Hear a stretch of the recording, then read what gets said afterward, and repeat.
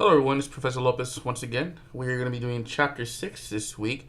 And this week we're going to be talking about forests. If you recall, last time we were here, we spoke about the different biomes, the terrestrial biomes that included some types of forests. And so today we're going to be doing a focus primarily on forests. So this is an interesting quote by Molly Beatty, and it's pretty relevant for today's political climate. It says here, what a country chooses to save is what a country chooses to say about itself. And of course, this comment is in regards to how we protect our natural resources like forests and parks and things like that. So what she's saying is that, if we choose to save our resources, then it says that we are careful about, how we treat our lands. And as you know, our most recent administration is trying to get rid of the Environmental Protection Agency and other regulation like that. So what they're saying about our country at this moment is that we don't care about saving resources or water streams or things like that. So it's a very true quote. Now, the first thing that you encounter in this chapter is a case study that shows how far some countries have gone to protect their forests due to their studies on climate change. In particular, there's a study that was done in 2010 and a pact that was signed between Norway and Indonesia. Now, Indonesia is very well known for having a lot of archipelagos and small islands that inhabit the region, but these islands are very dense with unique forests and high amounts of biodiversity. Now, there were problems in the past with loggers and companies like that were pretty much causing a lot of problems through deforestation. And it was shown that through constant deforestation, there was an increase in CO2 emissions, which of course, as we've learned in this course, increase in CO2 emissions can be dangerous to the environment. So these two countries, Norway and Indonesia, pledge to protect the forest from deforestation in order to prevent climate change. Now, it's easier said than done, of course. Having to regulate something this huge, it takes a lot of resources, a lot of money. So they're still trying to determine how good of a deal this was. Were they able to monitor how much deforestation was done? Because the problem then could arise that, okay, well, you protect this area of land, but then, another country will come up and say, well, we'll deforest our land in order to make money. So throughout the world, we have what we know as world forests, and this, of course, makes up all of the forests throughout the earth. Okay. Now, it says here that forests, woodlands, pastures, and rangelands together occupy almost 60% of global land cover. However, of that land cover, a lot of it comes simply from forests. Okay. These ecosystems, while they do provide quite a bit of land cover, they are essential for producing a lot of resources such as lumber and pulp and land for livestock. And of course, they also help in a lot of ecological services, things like water runoff, regulating the climate, providing wildlife habitat, things like that are very essential for the earth to function. And of course, if you've ever driven down certain parts of the United States, you know that some forests are just beautiful to look at. And so they provide a lot of scenic value, a lot of cultural value, especially for a lot of indigenous people. Forests are a huge deal to them, and they do not want these areas to be, changed or manipulated in any way. So here we see a chart that shows how much of our global land cover is strictly forest and woodland, which is about 29%. But of those 29%, you see that the majority of it is made up of boreal forests and tropical moist forests, which are two different types of unique habitats. Okay, and we'll talk a little bit about them in this chapter. But if you recall, we kind of briefly discussed them in chapter 5 as well. Now, as I mentioned before, boreal and tropical forests are the most abundant type of forest that we see on the planet. Now, the UN Food and Agricultural Organization does define forests as an area where trees cover more than 10% of the land. So you can include places like savannas, which don't really have a lot of trees present, but as long as they cover 10% of the land, it's considered to be a forest. Now, there is something that we call old growth forests, which are those that cover a large enough area and have been undisturbed by human activities long enough that trees can live out a natural life cycle. However, due to a lot of log cutting and a lot of disturbance of habitats, we are losing a lot of the old growth forest. A lot of the remaining old growth forest can be found in places like Russia, Canada, Brazil, Indonesia, and Papua New Guinea. Now, there is they do provide a lot of carbon because, of course, a lot of carbon can be found in the trunks of the trees, and so they provide a lot of abundant biodiversity because it says here it stores about 422 billion metric tons of carbon in just what they call standing biomass. So it goes to show that there is a lot of carbon. So every time we cut these down, we're releasing a lot of that carbon into the atmosphere, which of course can be detrimental to the environment. Now here we see an example of a tropical rainforest in Queensland, Australia. Now this is an example of an old growth forest. Now these are not necessarily composed of huge old trees. Because I think usually when we think of forests, we think of places like pine trees, redwood trees in California. Of course, there are different types of forests, and they provide different types of complex habitats and environments. And so here we see how the forest has changed over the last 5 years between 2005 and 2010. Now we see that there's a lot of negative growth in Africa and South America. Now this is primarily due to the fact that a lot of these countries where these forests are found have been subject to a lot of deforestation. And so we see a lot of net negative changes overall to how much of the forest is available, and that's not good. Places like in Europe, where they have stronger regulations about their environment, they have a positive net change. They're actually growing back some of their forests, as well as Asia, where there was a initiative to plant 50 billion trees in the past decade. So it has led to a positive net change. And so again, we see it shows this graph is a good graph to show us exactly how much of our forest is being deforested. Now, why are forests so valuable? Well, as we mentioned before, they not only do they provide a great habitat for high biodiversity, but we use a lot of the we use wood really for a lot of different things. It says here 1/5 of all wood consumption is to produce paper or paper-based products, and of course, as you know, being in college, we do use paper for a lot of different things, and so it makes sense that a lot of the usage for wood would be for paper. Now we also use wood for fuel, and what I mean by fuel is simply things like burning fuel for heat. That is another example of how we would use fuel or wood, excuse me. And it accounts for half of global wood consumption. You got to remember, there's a lot of countries out there that are still very poor, below the poverty line, and they don't have things like electricity or even gas, and so they are dependent upon wood to burn as fuel to run, either to heat themselves or to provide heat to power other resources.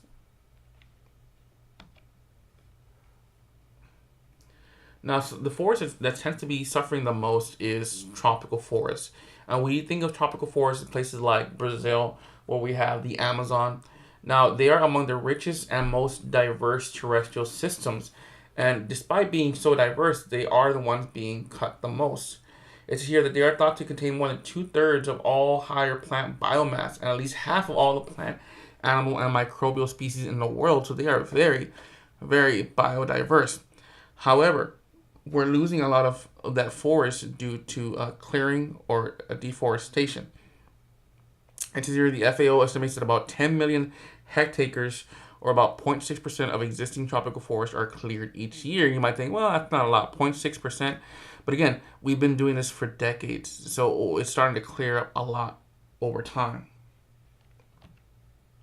And we hear the good image. It's one thing to talk about 0.6%, but when you actually visualize what's going on, you can see the damage that we are causing to these places like in Brazil. And here on the far left, we look at a satellite image of around 1975.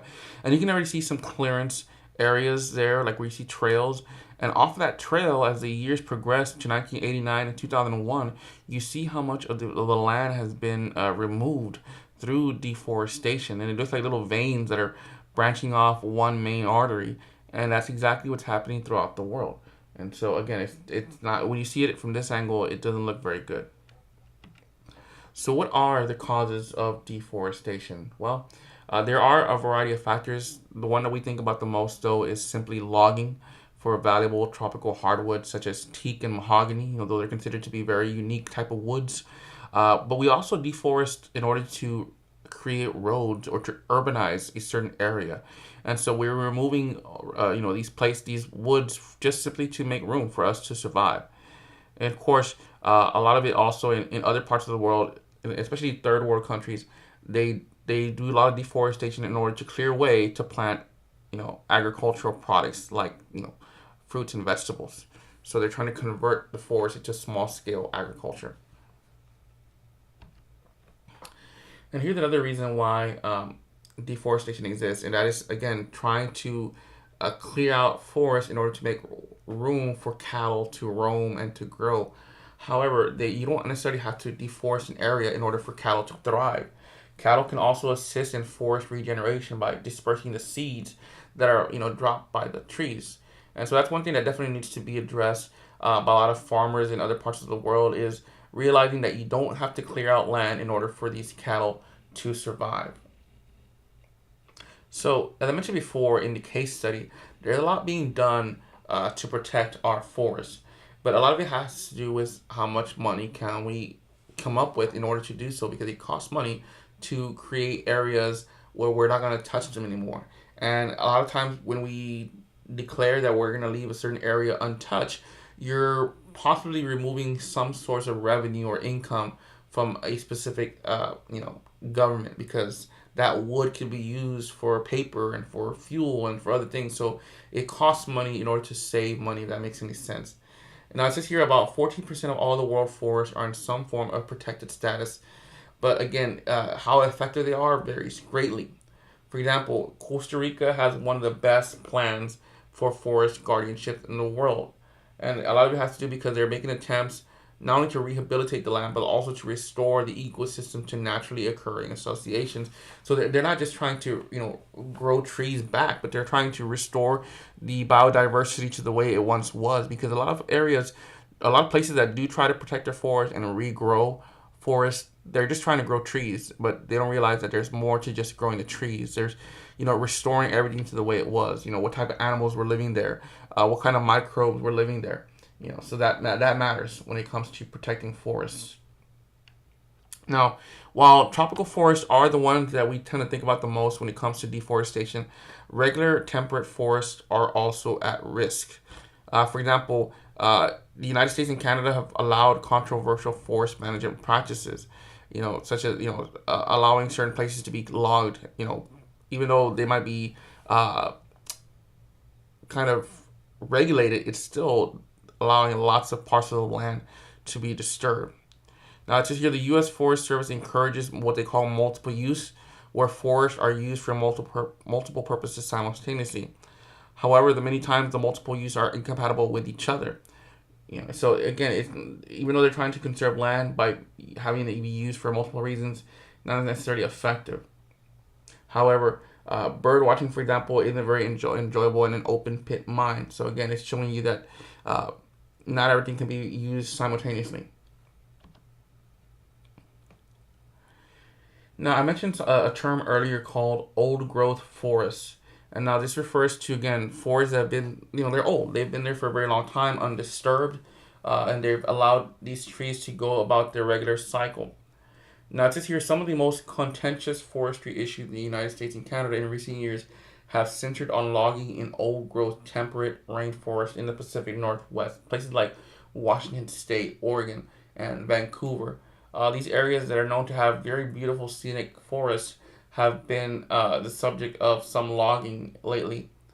Now, it says here these forests have incredibly high levels of biodiversity and can accumulate 5 times as much standing biomass per hectare as the tropical rainforest. And so by removing these trees, you're removing a lot of biomass, a lot of diversity, as I mentioned before, which is very important. We have to make sure that we maintain this biodiversity. Now, how are they actually cutting these trees? Well, there's a variety of harvesting methods.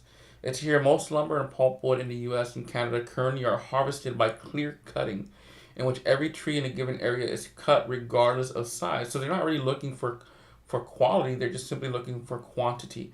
Even if it's a sapling, they'll remove it because it's in the way. They're just clear cutting an entire area. Now, there are some alternatives to clear cutting, such as shelter wood harvesting, in which mature trees are removed in a series of 2 or more cuts. Something known as strip cutting, in which all the trees in a narrow corridor are harvested, kind of like how we saw in that image in Brazil earlier. And then we also have selective cutting, in which only a small percentage of the mature trees are taken in each 10 or 20-year rotation. So here they're being a little bit more careful as far as what they cut. So here we see a perfect example of clear cutting. You see how everything to the right of the middle of this image has been cut directly, regardless of what kind of tree it was, while everything on the left has been kept intact. This is a perfect example of clear cutting. Now, I mentioned before, roads are a big reason as to why logging is done in very many places that are developed. It says here, some people in the U.S. are calling for an end to all logging on federal land because ecological services from maintaining water supplies to recreation generate more revenue at lower costs. So, of course, people are trying to make sure that, we're doing our best to protect these areas. And one of the ways that we can do that is by, figuring out different ways to create roads, through or around forests. Even if it takes a little bit longer, simply by going around other areas, more public lands, we can eliminate logging in protected areas. And as I mentioned before, road building is controversial. It says here, roads on public lands are another controversy. Over the past 40 years, the Forest Service has expanded its system of logging roads to more than 10 times the length of the interstate highway system.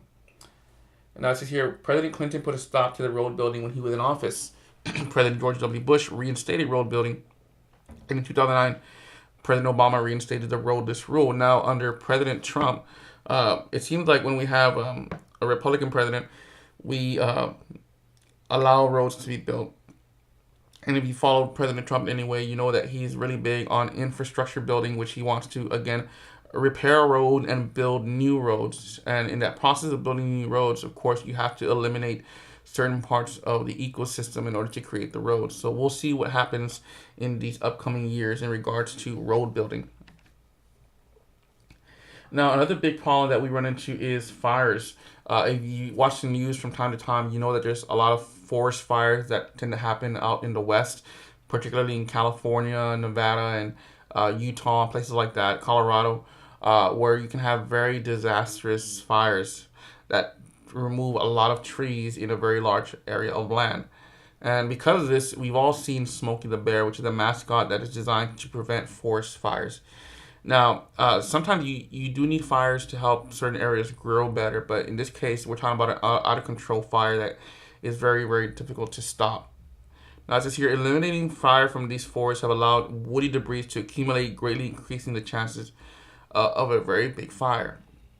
So, again, it's to show that not all fires are bad. Some places are fire adapted and require periodic burning for regeneration. And so here we see a very grisly image of a forest fire, very scary looking. Of course, we can see that some animal life that's already being affected by this forest fire. Now, by suppressing fires and allowing fuel to accumulate, we make major fires such as this more likely. So this is why you need to have controlled burn from time to time.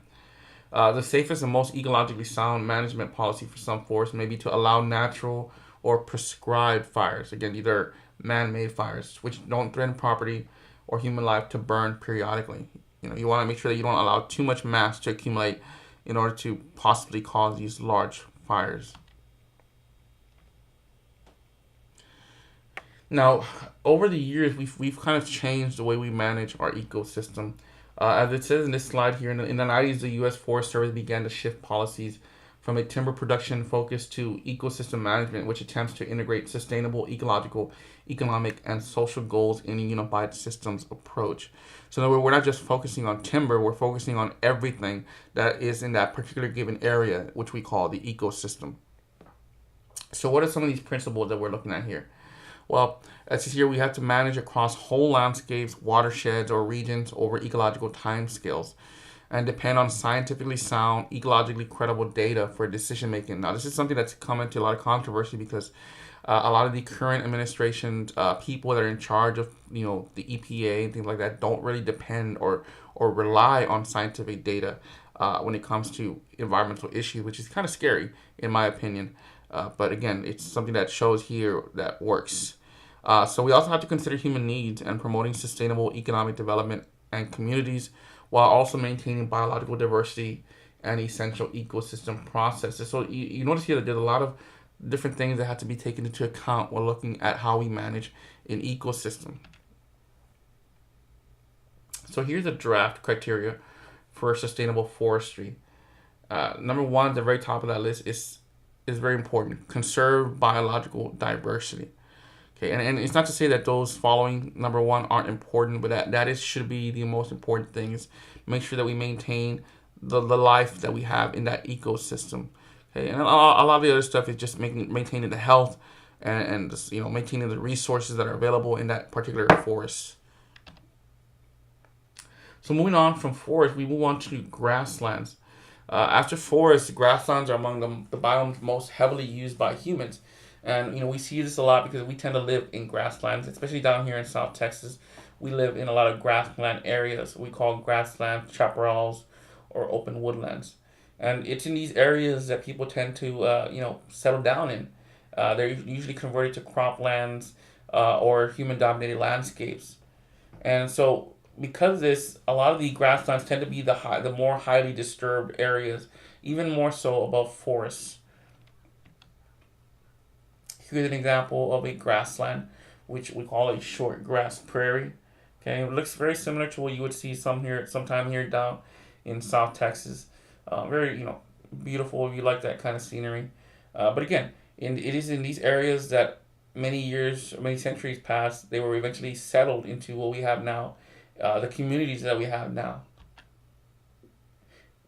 And of course, even grazing can be damaging or sustainable depending on how you decide to control how your livestock graze. So here, by carefully monitoring the numbers of animals and the condition of the range, ranchers and pastoralists can avoid overusing any particular area and actually improve the quality of the range. When land is abused by overgrazing, especially in arid areas, dry areas, once fertile land can be converted to desert in a process called desertification. And so we see this in some places where, again, it's usually very dry, so that grass has been chewed and eaten. It's very hard for it to make a comeback because there's lack of water resources, lack of good fertile soil, and so it can definitely leave desert patches. Now, to hear this process is ancient, but in recent years it has been accelerated as expanding populations force people to overuse fragile lands. Okay, and so here we actually see a chart that shows the percentage of rangeland soil degradation, which is the red bars, due to overgrazing.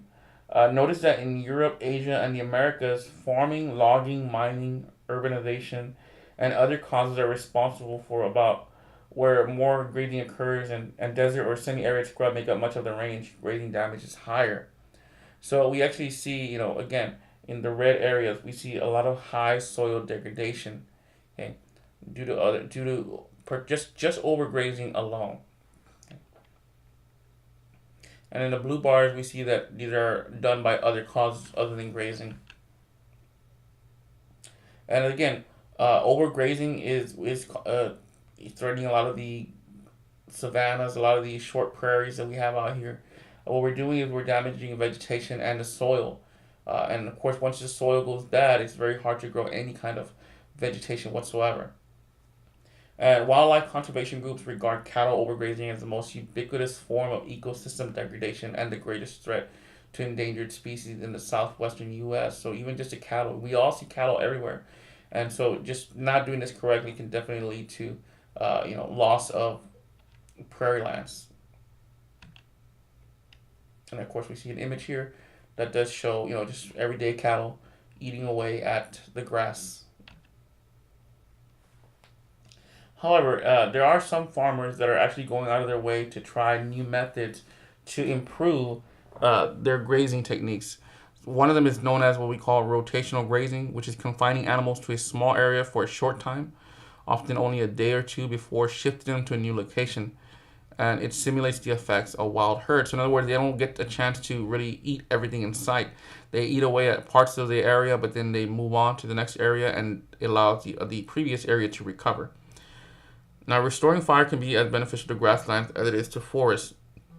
Another approach to ranching in some areas is to raise wild species such as impala, wildebeest, oryx, or which are more efficient foragers. So here we see an example of rotational grazing, where we see certain sheep are being contained within a certain area, and of course they're being fenced in. That fence will then be shifted later on to another area where they will get to graze even more. Now, to here, red deer are raised in New Zealand for venison, and this is where we saw earlier, where it mentioned that one of the techniques is in ranching is to raise wild species in order to improve the land a little bit. So they're raising red deer, which are rare, in order to kind of promote venison foraging. Now, as mentioned before, one of the ways that we've tried to protect our lands, or especially forests, is through the creation of parks and preserves. While most forests and grasslands serve useful or utilitarian purposes, most societies also set aside natural areas for aesthetic or recreational purposes. Now, if you recall very early on, chapter 1 and 2, when we looked at different ecologists that have existed throughout time, there were some that were simply ecologists in the belief that we should preserve these lands for aesthetic reasons, for scenic reasons, while other ones were for more ecological purposes. But there are some parks even here in Texas that we maintain simply for maintaining the aesthetic of the wildlife. Now, it says here today our national parks are playground for rest and recreation, havens for wildlife, and places to experiment with ecological management and opportunities to restore ecosystems. Now, under our last presidency, President Obama, he was one of the presidents who protected the most land here in America. He created a lot of protected areas. Unfortunately, they're being undone during the current administration, and so we'll see how many preserves and parks are left standing after the current administration. And so here we see a chart that shows how much protected areas have grown just in 100 years between 1907 and 2007. And we see that a lot of terrestrial areas, the green patch here, has grown exponentially. And that's throughout the whole world. So many other countries are also participating in the protection of certain areas and creation of parks.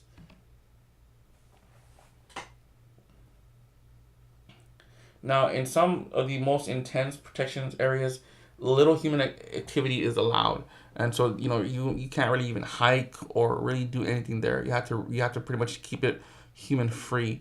However, most parks, of course, do allow some form of human activity. At least try to keep the impact minimal.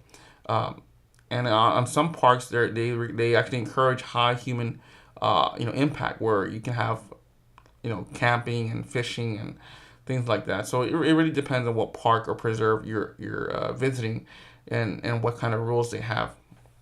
Now, because of all the deforestation that has occurred in South America, Brazil has now become one of the largest total protected areas, because they're trying to not only protect their area but restore their ecosystem to what it once was. Now, here we see a very large reserve in Canada, known as the Kitinerpak National Park on Ellesmere Island. Now, here we have it's a preserve with a high wilderness values but little biodiversity. You can actually see that there's not much grass at all in this region, and so that leads to low biodiversity. But you still have some marine life based on the lakes that are there. So it's become very solitary due to low human occupation. But again, there's very little wildlife because of the lack of vegetation. Now here we see a chart to show the comparison between the percent of each major biome and its protected status. Now we see that one of the most protected areas is the flooded grasslands and savannas, with montane grasslands, scrublands coming in second, and tropical forest coming in third. Again, we see again where our focus is on, and when it comes to preserving certain areas. Okay. Now, not all preserves are preserved, and that seems kind of like an oxymoron, but it says here that even parks and preserves designated with a high level of protection aren't always safe from exploitation or changes in political priorities. As I mentioned before, with President Obama, there was a lot of preserves, a lot of areas of land that were protected, but now under President Trump, those protections have been lifted. Therefore, they no longer have the protection statuses. So things like that can cause certain preserves to not be preserved. So your often countries with the most important biomes lack funds, trained personnel, and experience to manage the areas under their control. Even in rich countries such as the U.S., some of the crown jewels of the national park system suffer from overuse and degradation. Yellowstone and the Grand Canyon are being loved to death. And what that means is that, yes, those are protected areas, but we all know that those are the places that people like to visit the most, especially the Grand Canyon. And because of this constant human impact, we're actually doing more damage to it than what we should be doing. And of course, we see some images here where people have run into problems thinking that parks are somewhat like petting zoos because animals come up to them. And again, you got to remember that in national parks, these animals are still wild. They haven't been domesticated in any way, unlike petting zoos, and so you cannot approach these animals. It would be you would think it'd be common sense. However, we all seen there's people that don't have really any common sense. Just as this man in this image shows that he has no common sense feeding a bear from his hand. And so here's an example of how our national parks are becoming congested because people want to go see them. They want to go enjoy the scenery and see what nature has to offer. But by having such a huge human impact, we can also cause a lot of damage to that area. And so here we see another example of an preserved area where people are allowed to go with ATVs, four-wheelers, and by doing so they can erode the land over time and cause loss of biodiversity. So it's just another emphasis in showing how not all preserves are properly preserved. And we've talked about this particular subject before, and that is marine ecosystems and how we've kind of over the century realized how we need to protect our marine ecosystems, try to restore the amount of coral reef that has been lost. And that is being done through, regulating how much fishing can be done in a certain area by creating reserves or cut-off areas where people cannot, really enter and do any kind of fishing at all. And so, it's going to take time to restore some of these habitats that have been greatly affected by human population. For example, here, if you recall in chapter 1, we saw, Apple Island and how they were being affected by drastic fishing techniques, and they were causing loss of coral reefs. So we're trying to create preserves in order to restore the coral reef, and you can see that through the coloring of this coral reef. It's still pretty healthy. It has not gone through a bleaching process, so hopefully that can be restored fully over time. Now, there are people that actually fight against conservation because they believe that by conserving too much land can actually lead to a halt in economic development. However, as this slide tells us, we can actually work together with conservation and economic development. It's here, people in some developing countries are realizing that their biological resources may be their most valuable assets. So ecotourism is being developed, and ecotourism is tourism that is ecologically and socially sustainable. This is areas of land where they make money simply by showing off their their land, and so that's showing how you can actually develop your economy by conserving your areas or your lands. And as mentioned before, indigenous people play huge roles when it comes to preserving and protecting certain land because a lot of these indigenous people they have a spiritual connection to their area, their land. For example, we see the No Dapple movement that's been happening in North Dakota over the last couple of months. And it's been done by a lot of tribes that are part of that North Dakota region, and so they're protecting their area because it's sacred to them. And so the same way with a lot of other Aboriginal and indigenous peoples, they've been there for thousands of years, and they want to protect their traditional way of life. And so because of that, they have a lot of ancient ecological knowledge that can be useful if we actually go out of our way to inquire about them. And so UNESCO's Man and Biosphere program encourages the designation of biosphere reserves. And we will allow this program recognizes indigenous rights while still protecting environmental features. They actually go out of their way to ask indigenous people to help them understand the region. Now, here's an interesting image. It's here that species survival can depend on preserve size and shape. Ideally, a reserve should be large enough to support endangered species and keep ecosystem intact. However, smaller reserves can be connected by corridors, which allow movement between reserves. So here we see a funky-looking park or preserve. It looks kind of weird, but you can see the corridors that connect these various protected regions, and that allows animals and other types of species of organisms to move between ecosystems, if they're able to, of course, and kind of keep that area, thriving a little bit.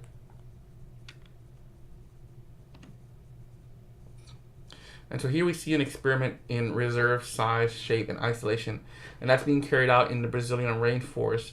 Now, in this project here, they're actually allowing a certain area that's protected, that little square, to grow untouched, to see what kind of effect that would have on the overall ecosystem if we left certain parcels of land from being cut down. Now, as expected, some species disappear very quickly, even though there is that block of land, especially from small areas. However, sun-loving species flourish in the newly created forest edges, but deep forest shade-loving species tend to disappear because of all the cutting around it. So you're gonna have differing results, and of course, this is gonna take time to really determine what kind of effect reserve sizes play in the ecosystem. So in conclusion, with this slide, it tells us that forests and grasslands cover nearly 60% of global land area, while the vast majority of humans that live in these biomes obtain many valuable materials from them. And we discussed that from this global land area, a lot of it is made up from two types of forests: boreal and tropical rainforests. Okay? And of course, we are going out of our way to kind of protect these regions from previous clear cutting techniques and things like that. So, but they're not all perfect. Even though we all have good intentions, we don't always have the right techniques or the right methods to completely keep our region safe. So it's something that's going to be left to y'all's generation, really, as far as how we go about protecting these areas of land. So that concludes chapter 6. Please refer to your assignments in order to find out what we have coming in next. Wish you all the best of luck and take care.